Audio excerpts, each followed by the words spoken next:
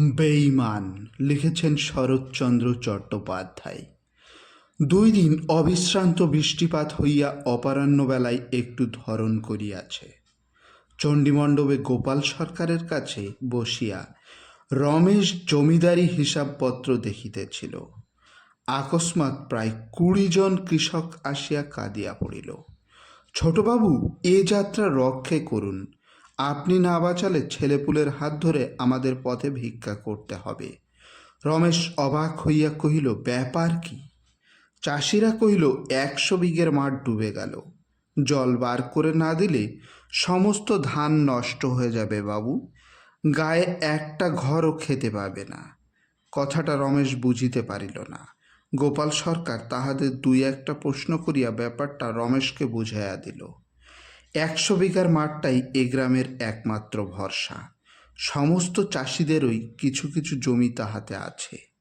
ইহার পূর্বধারে সরকারি প্রকাণ্ড বাঁধ, পশ্চিম ও উত্তর ধারে উচ্চ গ্রাম, শুধু দক্ষিণ ধারের বাঁধটা ঘোষাল ও মুখুজ্জেদের। এই দিক দিয়া জল নিকাশ করা যায় বটে, কিন্তু বাঁধের গায়ে একটা প্রকাণ্ড জলার মতো আছে। বৎসরের 200 টাকার মাছ বিক্রি হয় বলিয়া জমিদার বেনিবাবু তাহা কড়া পাহারায় আটকায়া রাখিয়াছেন।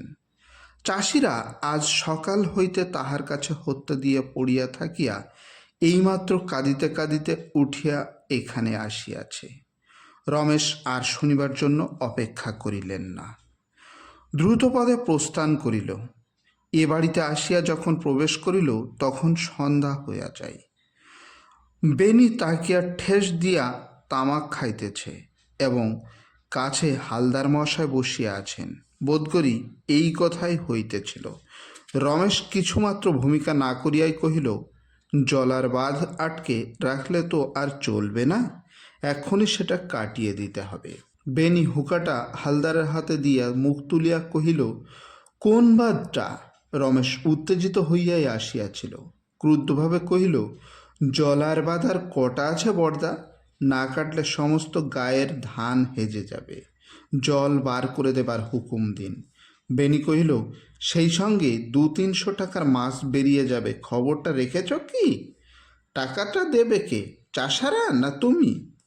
রমেশ রাগ সামলায়া বলিল, চাষারা গরিব, তারা দিতে তো পারবেই না, আর আমিই বা দেব কেন সে তো বুঝতে পারি না।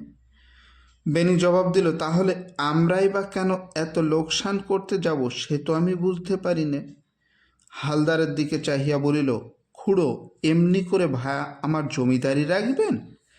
ওহে রমেশ হারামজাদা, সকাল থেকে এতক্ষণ এইখানেই পড়েই মরা কান্না কাঁদছিল, আমি সব জানি। তোমার সদরে কি দারোয়ান নেই? তার পায়ের নাগরা জুতো নেই? যাও ঘরে গিয়ে সেই ব্যবস্থা করো গে, জল আপনি নিকেশ হয়ে যাবে। বলিয়া বেনি হালদারের সঙ্গে একযোগে হি হি করিয়া নিজের রসিকতায় নিজে হাসিতে লাগিল। রমেশের আর সহ্য হইতেছিল না, তথাপি সে প্রাণপণে নিজেকে সংবরণ করিয়া বিনীতভাবে বলিল, ভেবে দেখুন বড়দা, আমাদের 3 ঘরের 200 টাকার লোকসান বাঁচাতে গিয়ে গরিবদের সারা বছরের অন্ন মারা যাবে। যেমন করে হোক 5-7 হাজার টাকা তাদের ক্ষতি হবেই।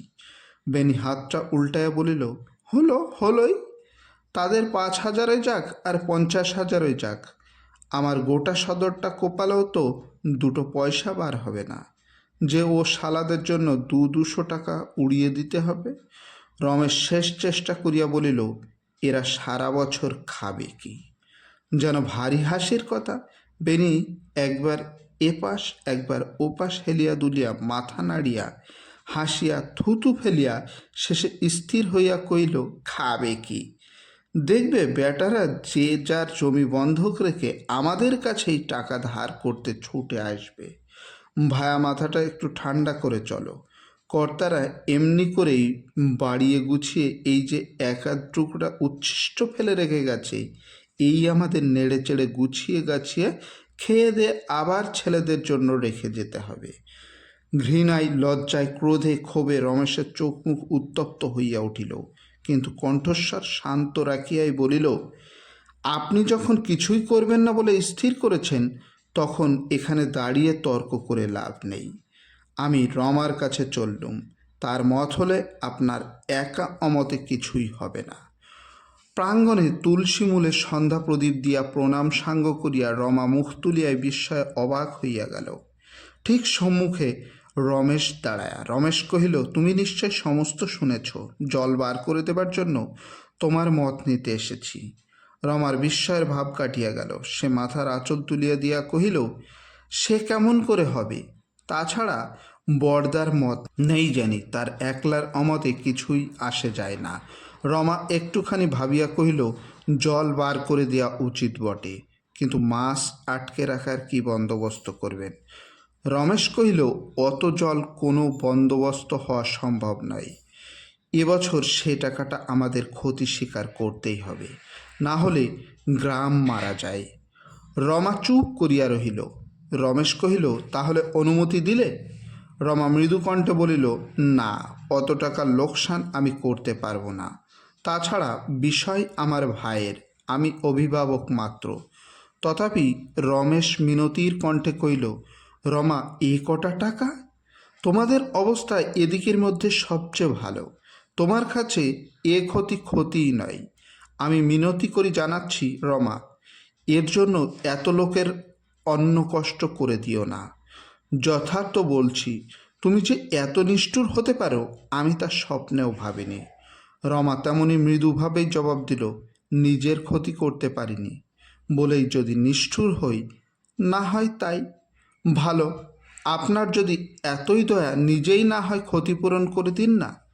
তাহার মৃদুস্বরে বিদ্রূপ কল্পনা করিয়া রমেশ জ্বলিয়া উঠিল। কহিল, রমা মানুষ খাঁটি কিনা চেনা যায় শুধু টাকার সম্পর্কে। এই জায়গায় নাকি ফাঁকি চলে না, তাই এইখানেই মানুষের যথার্থ রূপ প্রকাশ পেয়ে ওঠে। তোমারও আজ তাই পেল। কিন্তু তোমাকে আমি এমন করে ভাবিনি। তোমাকে নিষ্ঠুর বলাও ভুল। তুমি নীচ, অতি ছোট। অসহ্য বিস্ময় রমা দুই চক্ষু বিস্ফোরিত করিয়া কহিল, কি আমি? রমেশ কহিল, তুমি অত্যন্ত হীন ও নীচ। আমি যে কত ব্যাকুল হয়ে উঠেছি সে তুমি টের পেয়েছ বলেই আমার কাছে ক্ষতিপূরণের দাবি করলে।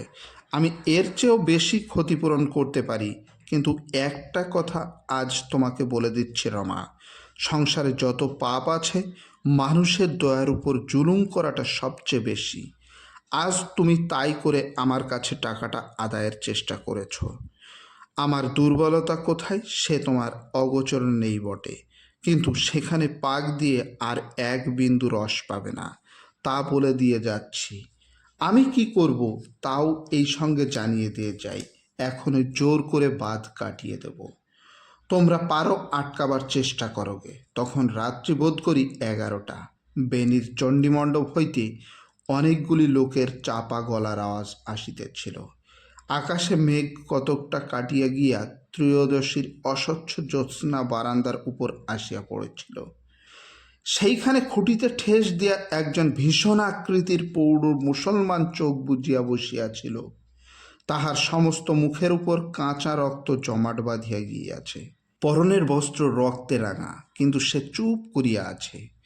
বেনি চাপা গলায় অনুনয় করিতেছেন, কথা শোন, আকবর, থানায় চল। আকবর আলী এবার চোখ খুলিল, সোজা হইয়া বসিয়া বলিল, সাবাস। হ্যাঁ, মায়ের দুধ খেয়েছিল বটে ছোটবাবু, লাঠি ধরলে বটে। বেনি ব্যস্ত এবং ক্রুদ্ধ হইয়া কইল, সেই কথা বলতেই তো বলছি আকবর। কার লাঠিতে তুই জখম হলি? সেই ছোড়ার, না তার সেই হিন্দুস্থানি চাকরটার? আকবরের ওষ্ঠপ্রান্তে ঈষৎ হাসি প্রকাশ পাইল। কহিল, সে বেটা লাঠির কি জানে বড়বাবু? কি বলিস রে গহর, তোর পয়লা চোটেই সে বসেছিল না রে?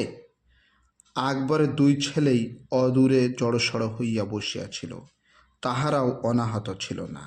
গহর মাথা নাড়িয়া সাই দিল, কথা কহিল না। আকবর কহিতে লাগিল, আমার হাতে চোট পেলে সে বাঁচত না।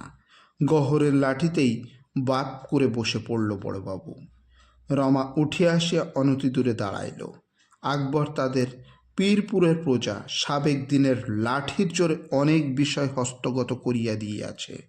তাই আজ সন্ধ্যার পর ক্রোধে ও অভিমানে ক্ষিপ্তপ্রায় হইয়া রমা তাহাকে ডাকায়া আনিয়া বাঁধ পাহারা দিবার জন্য পাঠাইয়া দিয়াছিল এবং ভালো করিয়া একবার দেখিতে চাইয়াছিল রমেশ শুধু সেই হিন্দুস্থানিটার গায়ের জোরে কেমন করিয়া কি করে।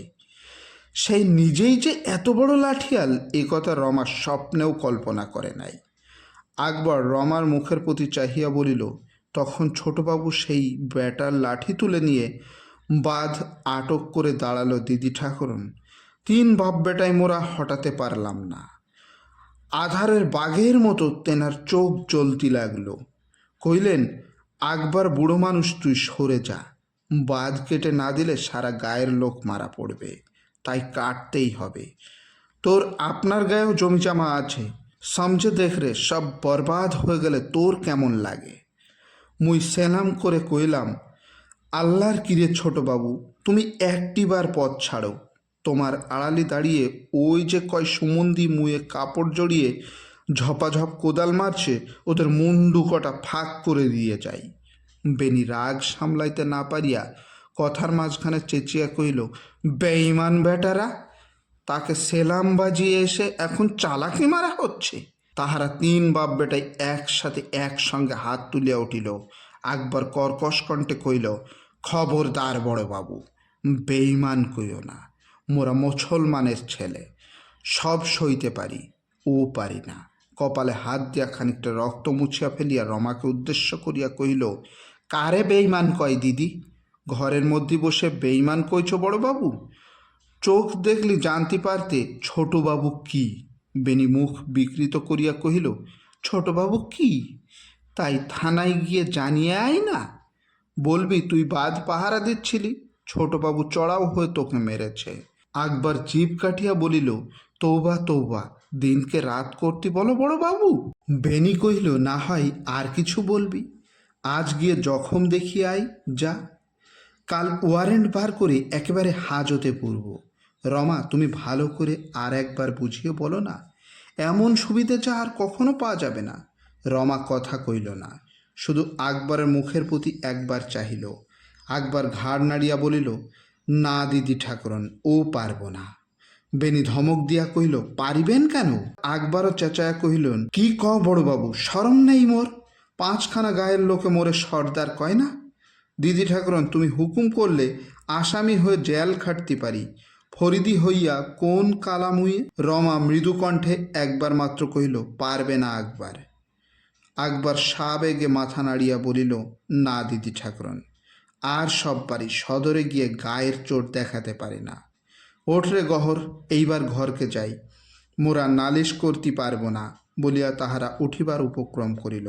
বেনি ক্রুদ্ধ নিরাশায় তাহাদের দিকে চাহিয়া 2 চোখে অগ্নিবর্ষণ করিয়া মনে মনে অকথ্য গালিগালাজ করিতে লাগিল এবং রমার একান্ত নিরুদ্যম স্তব্ধতার কোনো অর্থ বুঝিতে না পারিয়া তুষের আগুনে পুড়িতে লাগিল।